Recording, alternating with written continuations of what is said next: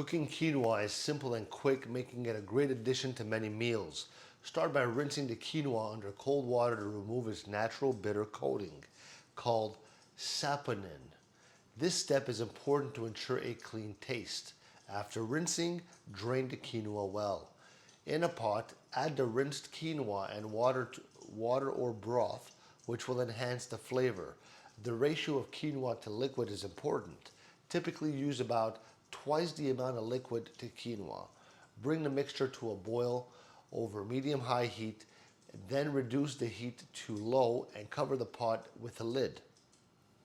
Let it simmer for about 15 minutes. During this time, the quinoa will absorb the liquid and you're going to notice the grains start to appear tender and slightly translucent. Once the liquid is absorbed, remove the pot from the heat and let it sit, still covered for a few minutes. This resting period helps the quinoa fluff up.